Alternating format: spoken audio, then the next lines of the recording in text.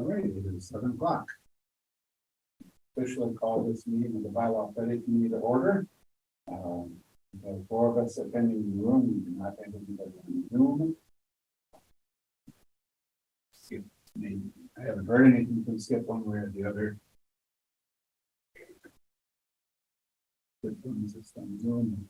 Walks into the room a little while, but for now, we are what we are. We'll begin with our first item on our agenda, which is public comment. Seeing no members of the public in the room, no attendees on Zoom. If anyone else has anything that we want to raise as a public comment, that would be to something that's not otherwise on our agenda tonight. Hearing none, move on to the next agenda item. Action item list updates. I don't know if we have any action item list updates. It's been pretty stable for the last few weeks. Yeah, no, I haven't had anything to update, and I still haven't had a chance to watch the video from the last meeting.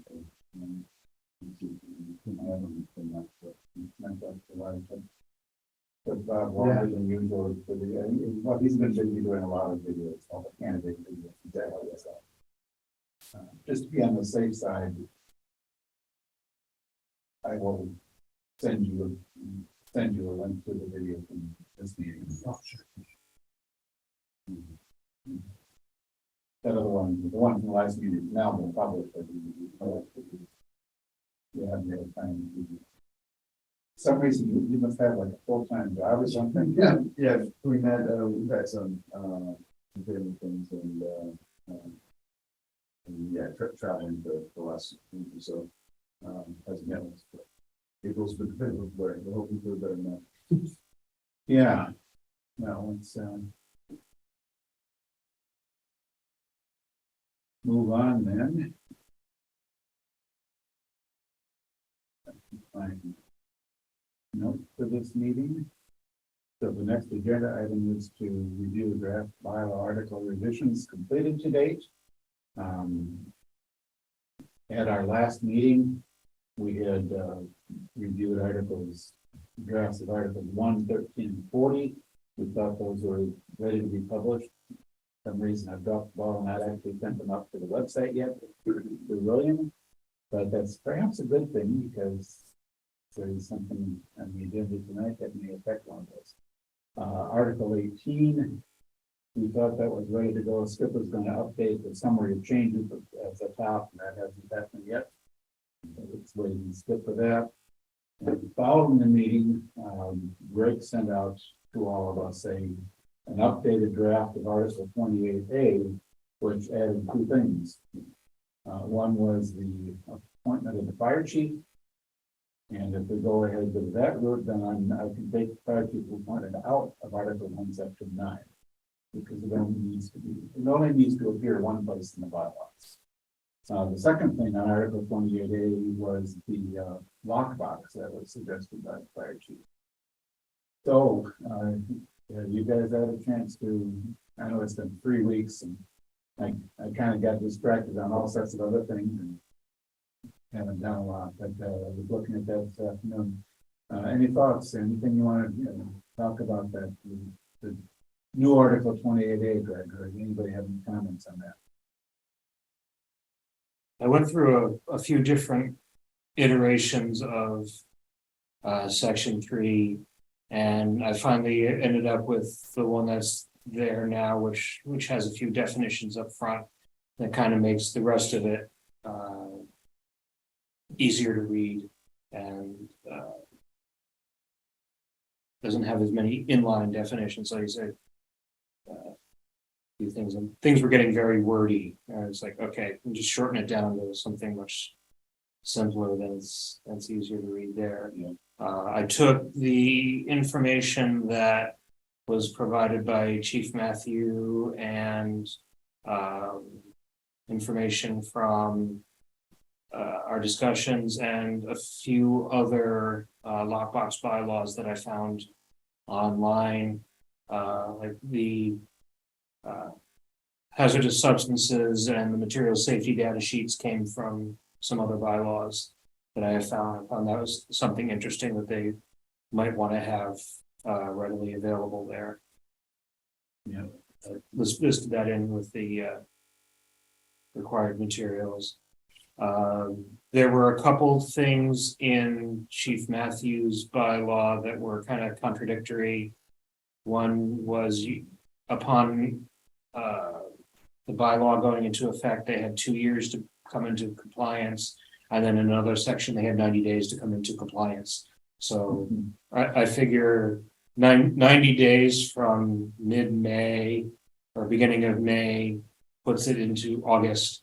And I don't know that they want all businesses in town trying to get lock boxes that are appropriate for the town and be appropriate for the town in 90 days is kind of be a bit much. So.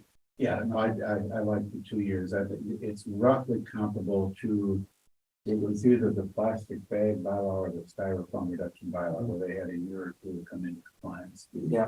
So 2 years strikes me as being pretty reasonable. I like what you wrote there, Greg. I can't think of anything that I mean, it's obviously up for further discussion as we move forward through this process, but as an initial proposal, Yeah, but I think if we do post this, if we can send it over to Chief and have him look at it. And the whole thing, both the Yes. strong chief and the lockbox. I would expect for this article, I would expect the chief and anybody else who has a particular connection to it to be reviewing and commenting on it. Yeah. So this is the sort of, the chief gave us a proposal and we kind of found what we think is a good place to put it into the bylaws and in a way that's seemingly pretty consistent with the bylaws. I noticed at the last meeting, we had talked about police, and I did not find any other instances of police being involved, so I didn't. Yeah, this seems, it seemed, I think that was kind of how our discussion ended up, was that if this is really specific to the fire department, then this article would seem to be a good place for it. Yeah. And yeah, that makes a lot of sense.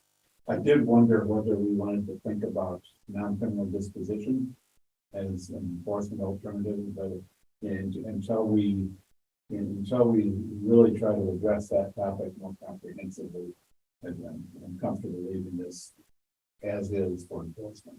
That's I put in pursuant to Article 1, Section 6A. Is that non-criminal disposition or is that?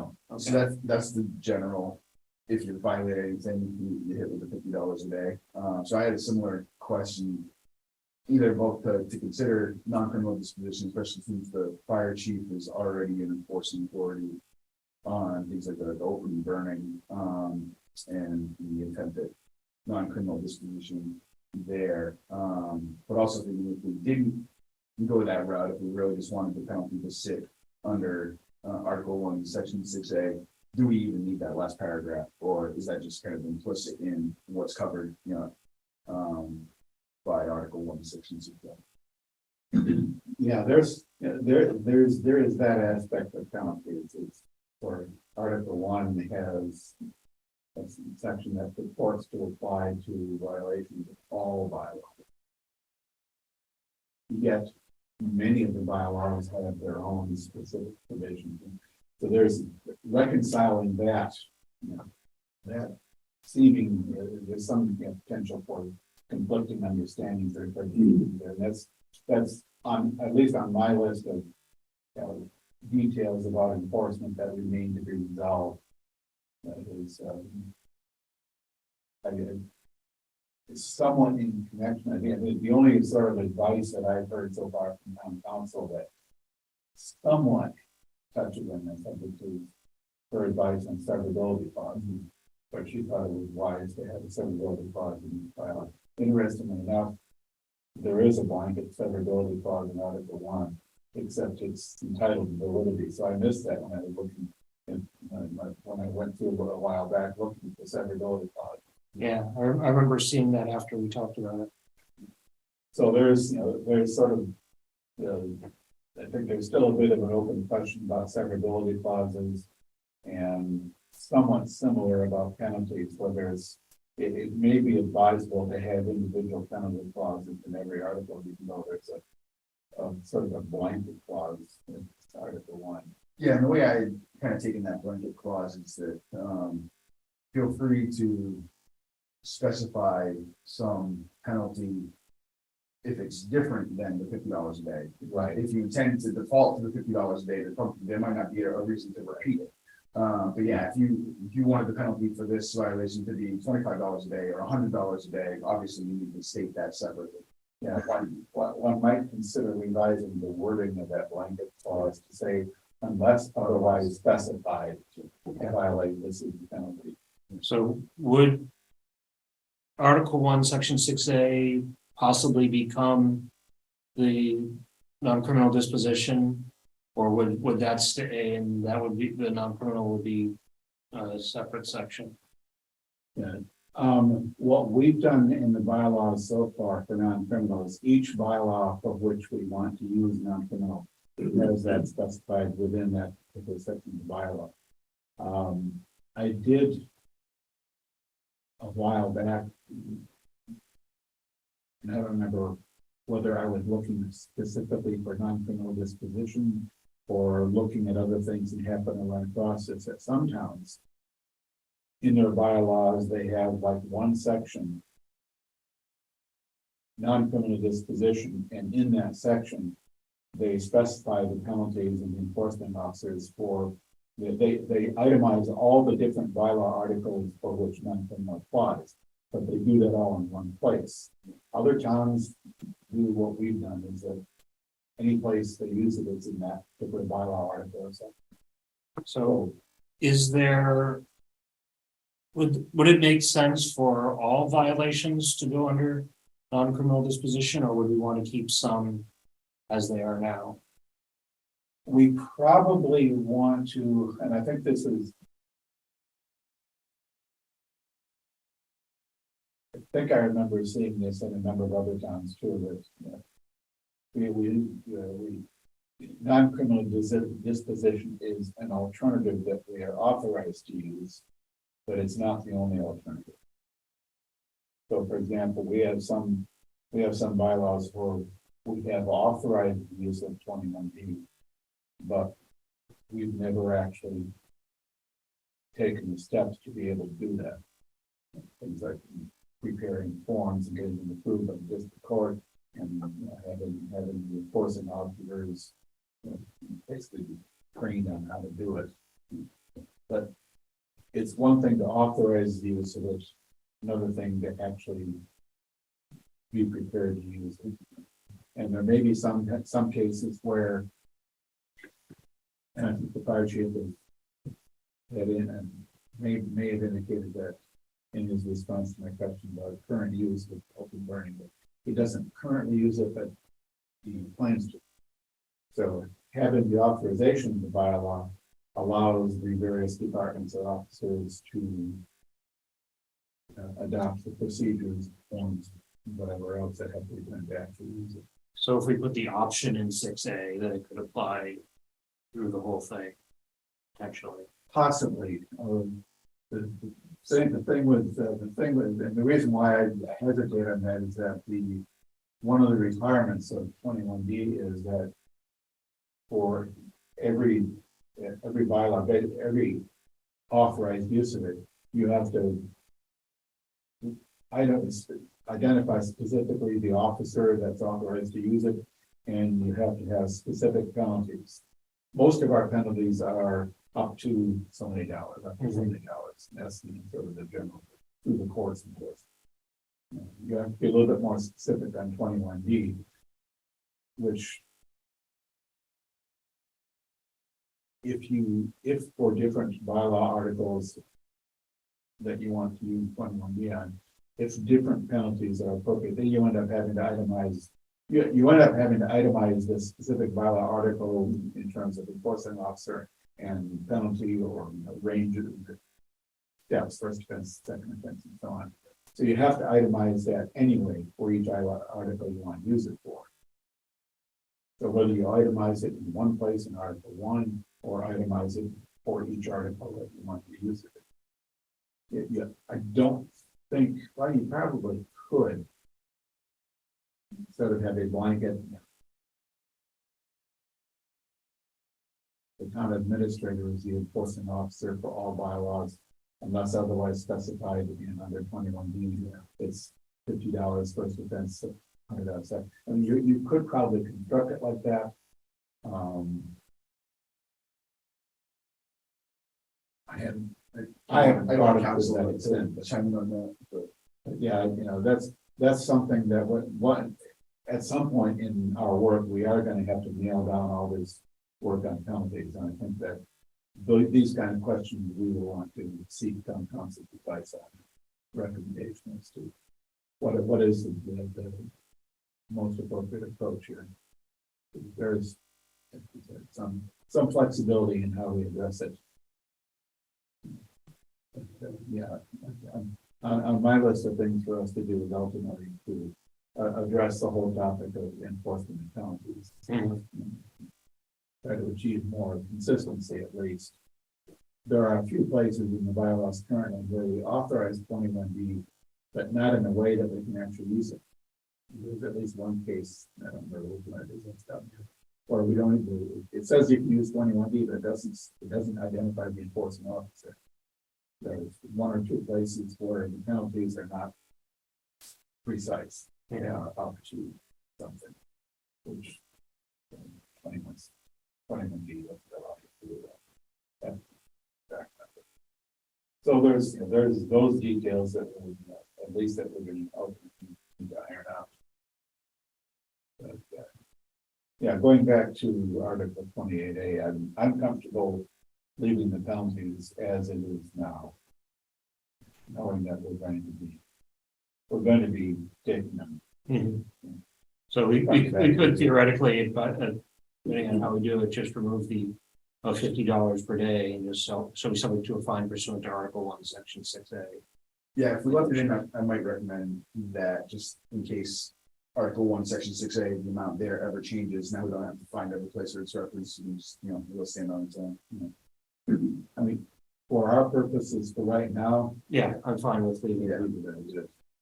The only other item I had on this one was under the definition of lockbox. Mm-hmm. It starts with a key holding box, and then obviously under required materials, with many other types of items that might sit in there that could obviously require a lot more space than a key holding box. So we just striking that reference. Yeah, there was, I think at one point, I had something about being the size of the box and being able to hold all the required materials. I think that might have been lost in one of my rewrites. The key holding box, I believe, came from Chief Matthews' bylaw. So maybe take a note on that and come back and look at that later in another draft. If we're okay publishing for initial review like this, just add that to the notes.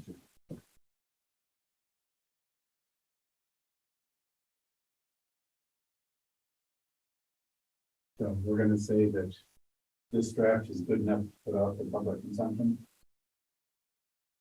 Excellent. And we will not proceed with that. Okay. So that's it as far as draft bylaw revisions, which we consider to be sufficiently complete. Is there another one that just before the last meeting?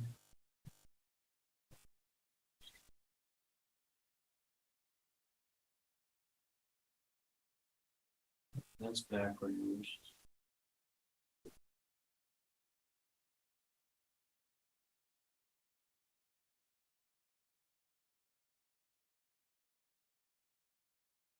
No, I think we looked at all of those. Okay. We did have a question on Article 40, the revolving accounts. Mm-hmm. We're adopting a new schedule that our revolving accounts in May. Yeah. Although I don't think the warrant article describes it as updating the bylaw, but reauthorizing the list of bylaw revolving accounts. Should that be understood as having the effect of amending the bylaw? I believe we discussed that. I think that was our conclusion. And that was just something that I read in the MGL that would take effect, because I believe that's how we've done it in the past. Yeah, it's sort of a technical question, is reauthorizing existing revolving accounts would be it updates the, the dollar limits for, compared to a remove from the list. It's funny, it's And then, but actually technically, I would like to think that town meeting action has the effect of updating the list in the bylaw. Yeah. Whether it's described as a bylaw amendment or not. Yeah, and the vote is the same either way, so. Yeah. I think we're. Yeah, it's just that it seems silly, it would seem silly to me to authorize the revolving accounts for the coming year and yet also have to explicitly amend the bylaw to align with that. funny, kind of the inverse of the question that you would ask council. Does editing the table Right, authorize or deauthorize? right, we had the question of, is there some action besides changing that table that's required to delete the revolving? That's gonna be odd. But yeah, that sort of got me thinking much more recently. There is the authorization of the accounts. Then there's the bylaw article that enumerates those accounts. And if those are two separate actions, and it just seems kind of odd that two separate actions, and it sort of calls into question.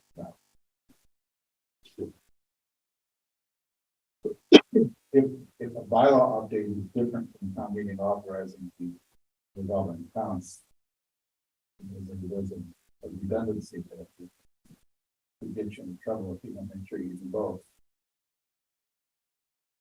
So it would be, I would like to be sure that we don't need to include the changes in our bylaw proposal for October. That the town meeting action effectively updates that. So I think we had talked, we would update the Article 40 to basically just remove the table at the end, because we're not, rather than updating it with the new copy, just remove it together, all together.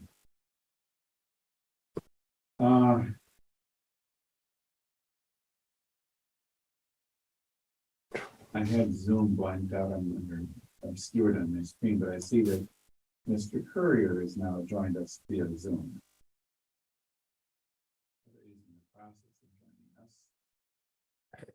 So, can you guys hear me? Yes, just now. So, I'm kind of wondering if I joined the wrong way. Let me try again.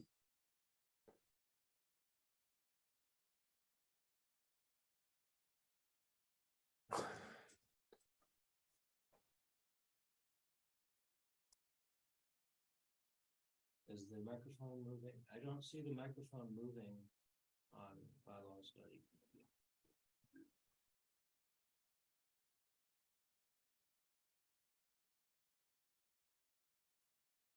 Do I hear anything now? Now I can see it. Yeah. I wonder, what is it? Is it just yeah, it still had the approve the recording window up. Am I here now? Yeah, we could hear you before, maybe you couldn't hear us. Okay.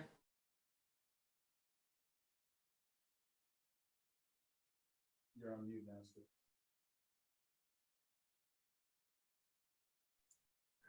Well, being most of my stuff has been taken away by town meeting and waiting for people to finish stuff up, I don't have much to say. Okay. Well, I mean, the town clerk article got taken away, the appendix got taken away. So we have to wait until those get resolved. Yeah. Yeah, I don't know. Yeah, we're supposed to, they're proposing to vote at town meeting to make the counselor appointed instead of elected. I don't know that that affects the counselor bylaw article. I don't think so. Well, the only thing that it affects is how much we even put in the bylaw, because they put a lot of detail as opposed to big picture stuff into the charter. And I kind of thought the bylaw was where we put the more detailed stuff, but Yeah. I don't know what we put in the bylaw now. Yeah, well, I think we'll want to, assuming that that passes at town meeting, we'll want to review what they're proposing for the charter. Compare that to what we've got in the bylaw, and as we've done with other things. We don't want the bylaw to duplicate the charter or to conflict with the charter. So yeah, that town clerk change will prompt us to review the town clerk section of the bylaw. Yeah, I think there will be less stuff in the town clerk section of the charter than there is now. Because there were a bunch of things that we listed in the charter that fall under all the power. Form duties and subject,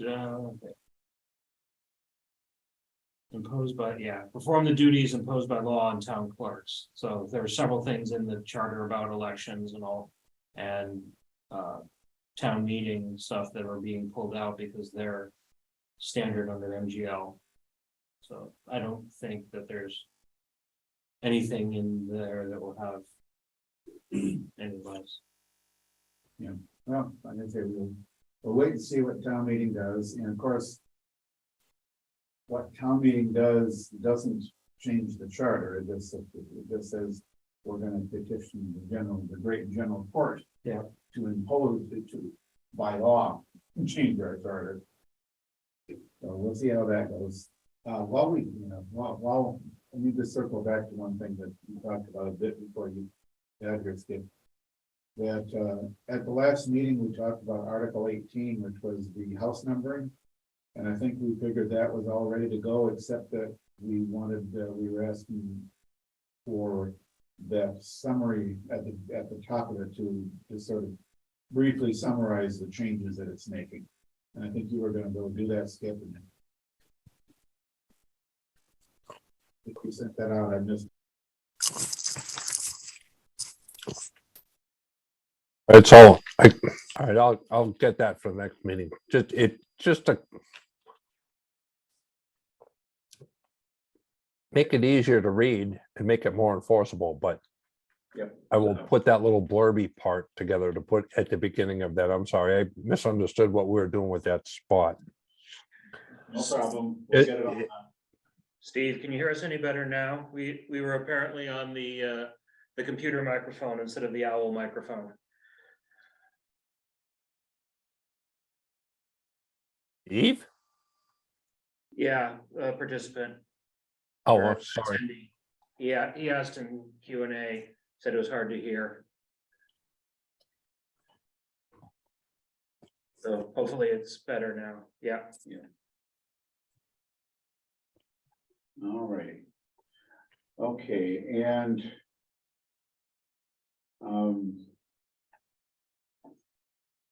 some of the next items that I have on my list to talk about when we're getting into discussion of bylaw article revisions remaining to be completed.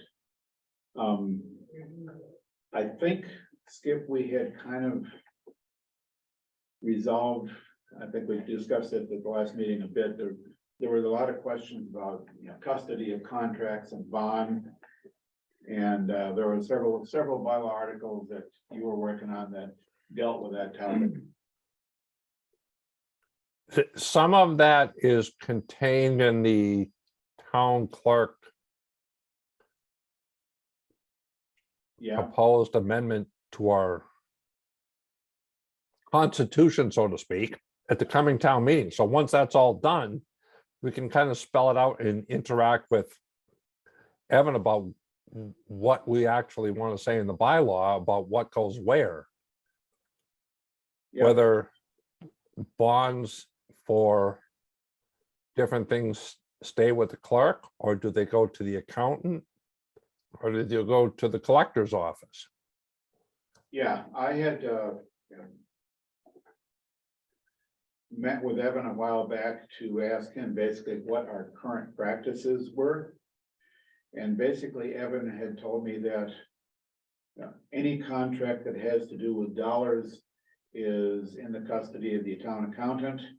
Bonds are in the custody of the treasurer collector, and anything else that doesn't go with either of those offices ends up in the town clerk's office. So aside from the uncertainty about the description of the town clerk's part of the bylaw, some of the others, I think we kind of discussed this at the last meeting and thought that, the thing to do with the bylaw is simply to reflect current practice. Right. And the idea being, we'll wait until the town meeting to decide what eventually happens with the town clerk's job, so that we can sync that up with those concepts or the best practices that they're using today and put them into the bylaws. I think that sounds like a plan. And with that, so we'll revisit that after town meeting. Just an update on Article 20, the personnel bylaw. Evan's still working on that. He had a question. He was wondering to what extent it would be appropriate to pare that down, so as to not duplicate what's required by state and federal law for personnel practices, and to not put in the personnel bylaw things that are better left to a select board policy or a town administrative policy or a personnel handbook. So yeah, Evan was sort of thinking that maybe we can simplify that personnel bylaw to the greatest feasible extent. So I would put that to you guys. Well, I think the personnel bylaw was meant to give direction to anybody trying to make changes in the way we hire and retain people. In eliminating or quote unquote simplifying it would be to just allow other people to make decisions about how that was going to happen in the future. Take it out of town meeting's hands and let other people decide what the town thought should be done on those matters, I guess. Yeah, I guess to take it in pieces, I think with what we've done, we tried to do in resolving or eliminating conflicts and duplication with, say, the charter. I would see that as the same as, there's no reason to duplicate or potentially find ourselves in conflict with state or federal law. Right, I think that I think is kind of the core concept that Evan was talking about, was that, for any and all personnel practices that are defined by state law or by federal law, we don't need to have the bylaw repeat any of that or conflict with any of that. It might be good just as they incorporate them by reference, just reference to pursuant to, or these bylaws shall all cases follow Mass General Law, section 1, 2, 3, or whatever, that kind of stuff would Yeah, be useful as a a pointer. reference in the personnel bylaw to all applicable state and federal statutes and or regulations. Including but not limited to. Yeah, and I don't know that, I don't know the extent to which it would be useful to try to itemize the applicable laws, because that again is something that can become out of date. So I guess what I'm kind of hearing here is, do we want to have those broad stroke we shall hire anybody and administer anything under applicable state and federal law.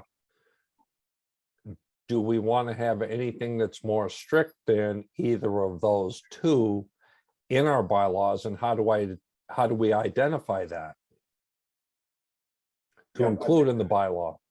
Right, so I think that gets back to the idea of, you know, don't put anything in the bylaw that doesn't need to be there. But if there are Grafton specific practices or policies that we want to state via bylaw, those should be kept in or put in the bylaw if they're not currently there. And then there's a sort of a distinction to be drawn between what we want the bylaw to state versus what we want a, say, personnel policy or handbook, which would basically be under control of the select board and or town administrator. And so to what extent do we want those, do we want to say something in the bylaw versus leave something up to the discussion of the policy-making people in town?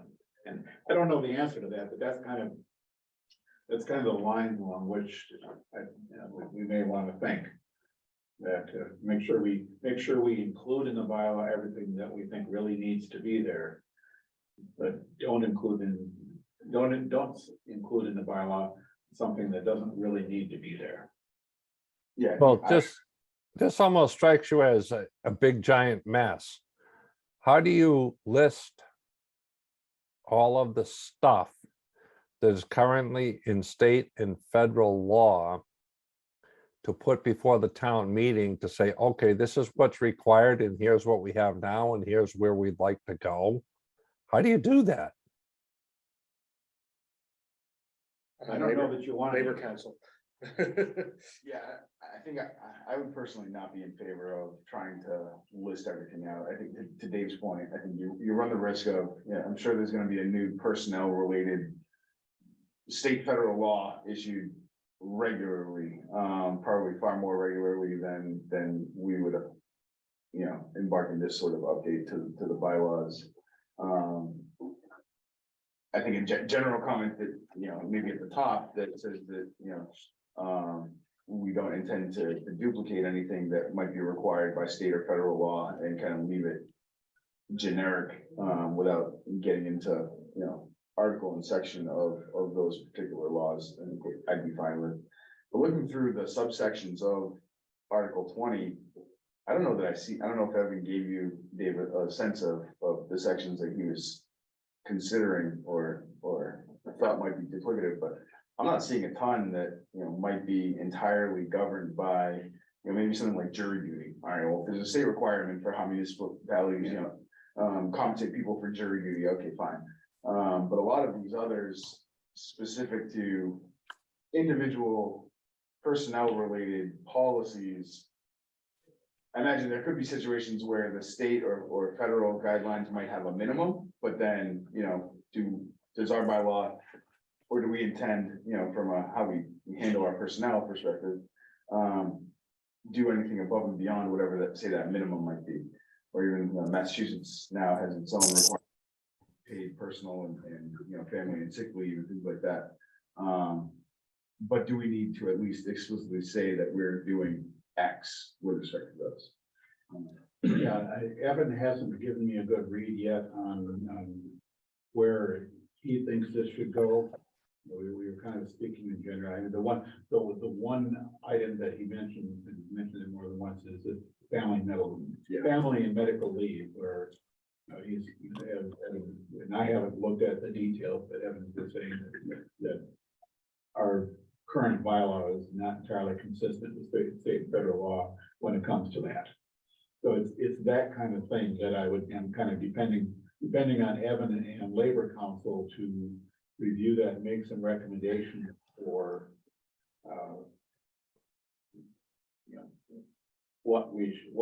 how we should revise the personnel bylaw, but sort of as an overall general principle behind it is, the extent to which we can simply leave some things out because they don't actually need to be there. anything that's adequately covered by state and federal law. It should go without saying that obligated to follow state and federal law with respect to personnel practices. And we don't have a choice in that. Right, so I think one of the way back machine kind of things is realizing that we haven't looked at this for 20 years. And that perhaps the last time this was looked at could have been farther back than that. Yep. The town had written these with the idea that they wanted to have certain and specific protections for the employees that are now guaranteed in places. So it's almost like looking at another town's personnel bylaws to see if they even have them, to see whether these are even needed today. As opposed to trying to change little bits and pieces of it, is this really needed? And did we want to actually save some of what may be stricter than current personnel, federal and state laws are for taking care of the people that work for the town?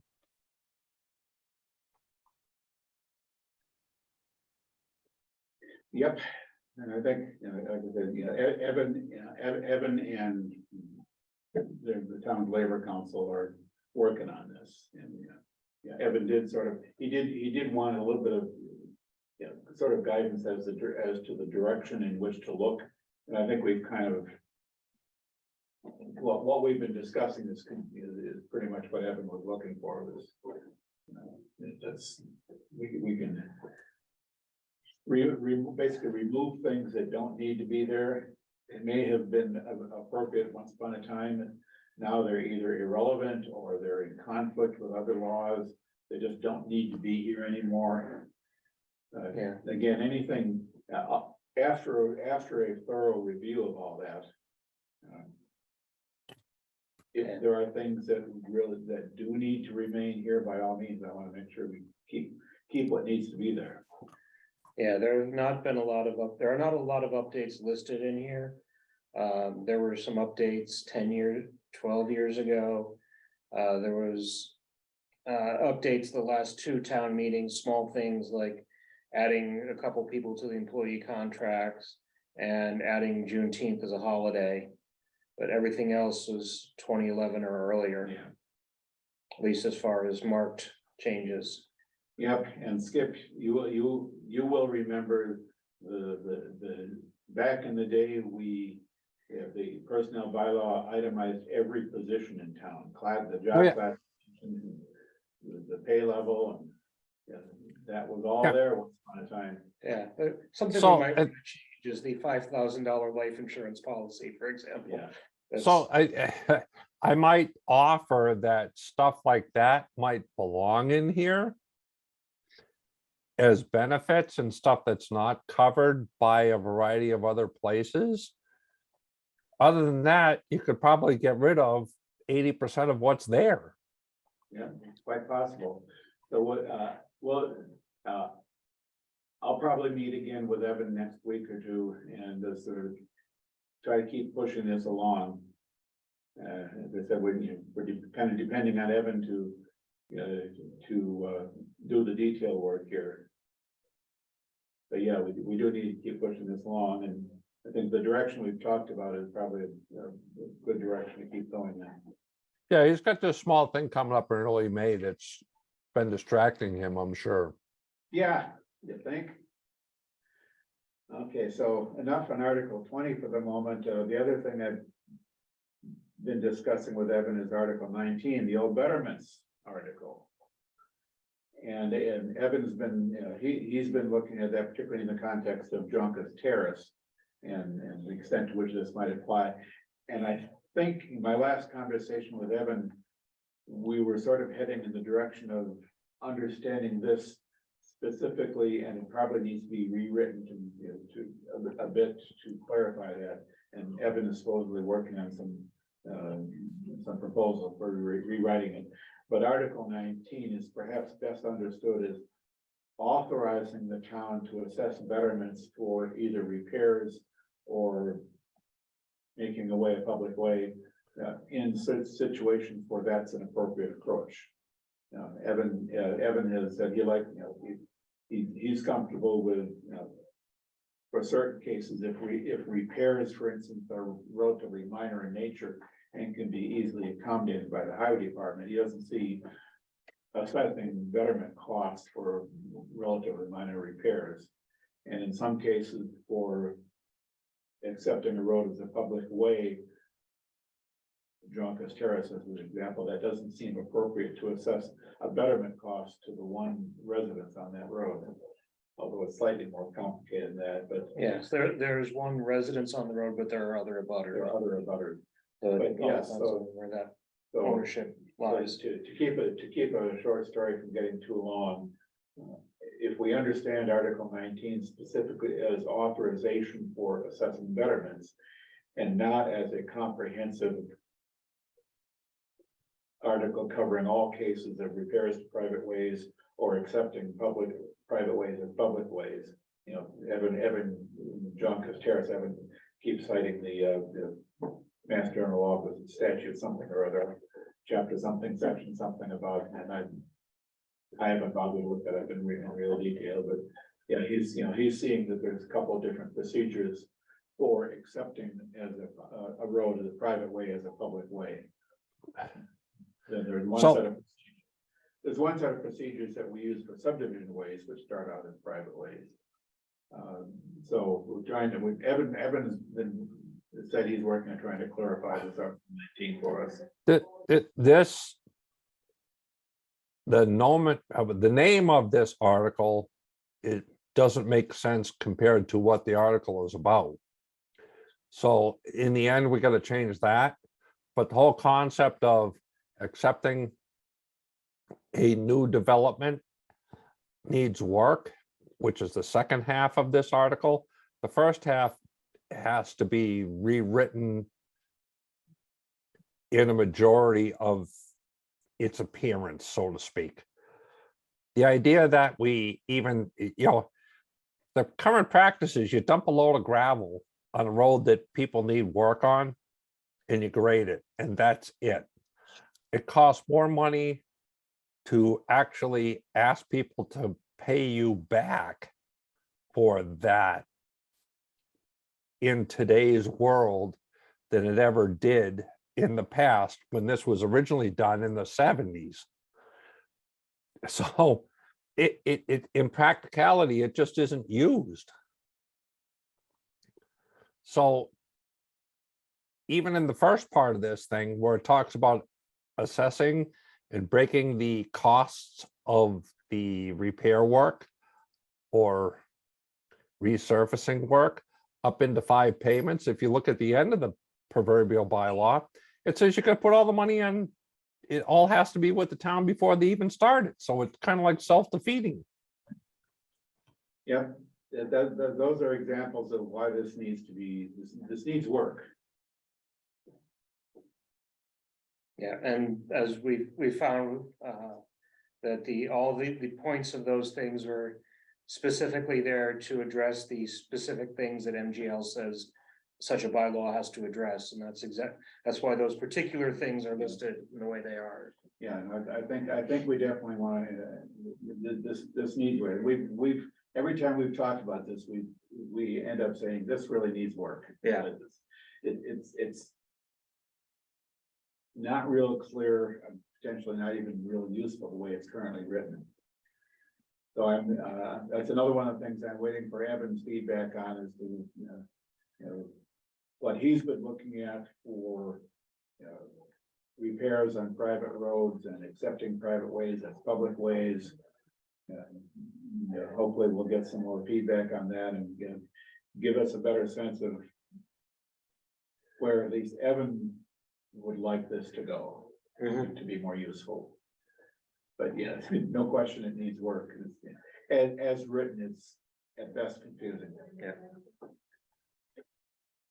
So back to our previous discussion, we do have a comment from the public that many towns have a statement at the beginning that says any and all bylaws will conform and follow all current federal and state law. So I don't know if that's something that needs to be there or would make sense to go in section one, but. Yeah, I do know that, you know, there are a number of bylaws that we have where an element of the bylaw is that anything you do under this bylaw has to be consistent with general law, chapter such, Yeah. and such and such. And you might consider in Article 1, it's a sort of a blanket statement, Yeah. a statement of the obvious. Occasionally, it can actually help to say out loud the obvious words. Mhm.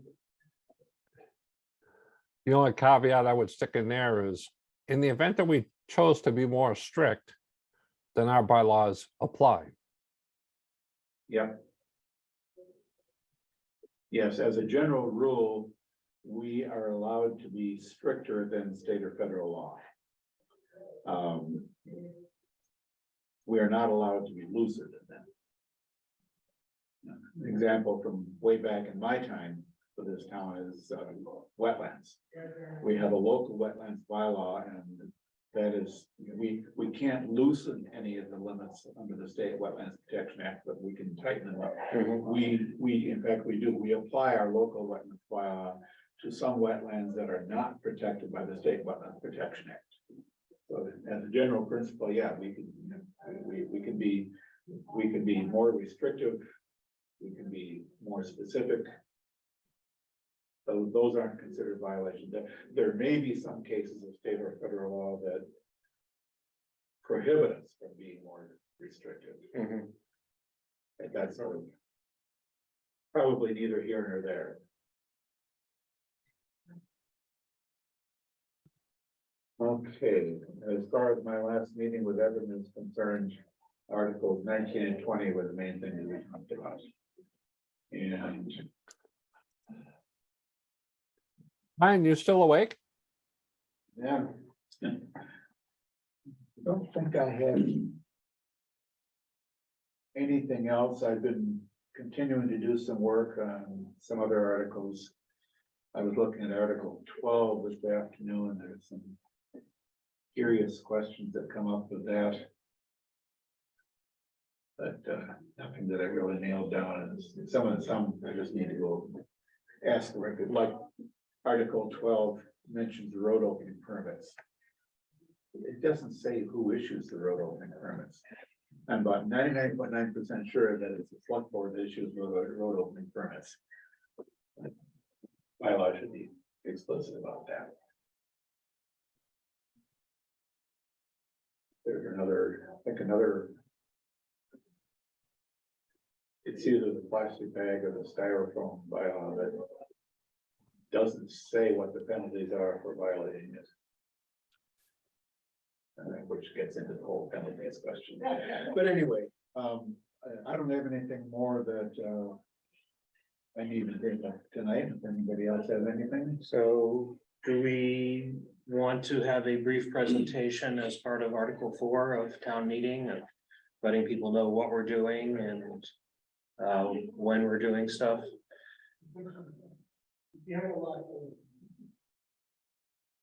We could. I think we had talked about that back in the fall. Yeah, it would be good to mention it to town meeting, let people know, because the people that will probably be there in the fall might be the same people that have been there. Will be there next month and might not otherwise have heard about what we're doing.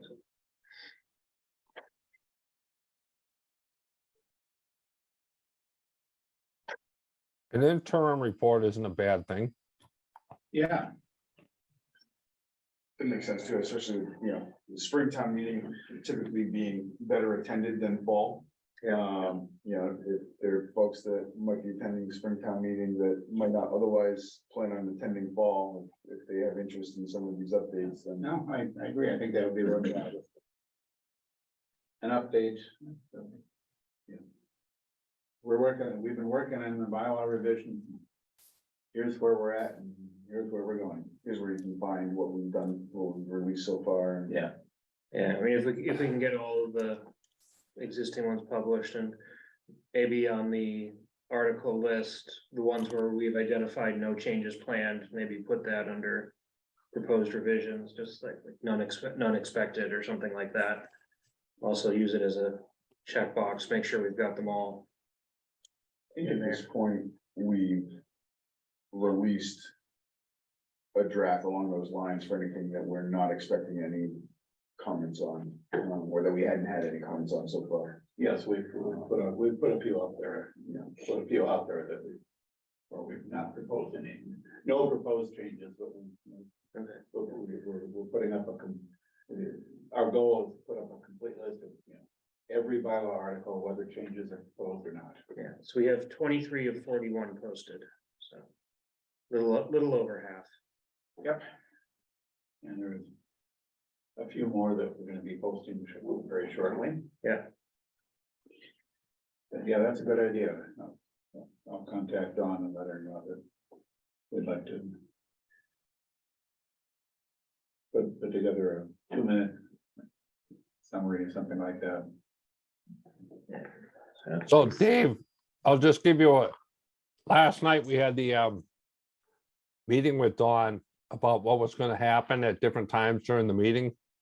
So you may want to let Mark Haddad and Evan know that we intend to put a 2-minute note in at a certain time, Yep. perhaps at the boards and committees warrant article, I guess. Yeah. I believe Dave was in attendance to that meeting. Yes, I was listening to that. Vicariously at best. Yep. So that's good. And with that, if there's nothing else, our last agenda item is minutes of the previous meeting, which due to a delay in the publishing of the video and certain other commitments that Brian seems to have, he's not working on 24/7 on bylaw review. I don't understand that, but I'll forgive him for that. So no minutes from the last meeting. Appreciate those minutes. I'm sure will be available for our next meeting. In lieu of minutes review, we can question your commitment. For the next I think we dock him 1/26 of his compensation. You can take that. You can take that. So our next regularly scheduled meeting would be 2 weeks from now, May 11th. That would be after town meeting, so we can begin to cope with the aftermath of town meeting to whatever extent it affects our work. And maybe we'll have some additional bylaw updates to review and discuss. But if there's nothing else for us tonight, then the motion to adjourn might be in order. So moved. Sorry, Greg, I'll second the motion. All right, motion to adjourn made by Greg, seconded by Skip. And because Skip is remote, I'm gonna have to call a roll call vote for this. So, Mr. Marr, Aye. Mr. Jefferson. Aye. Mr. Langevin. Aye. Mr. Courier. Aye. And Mr. Robbins votes aye. Motion carried unanimously. We are adjourned for tonight.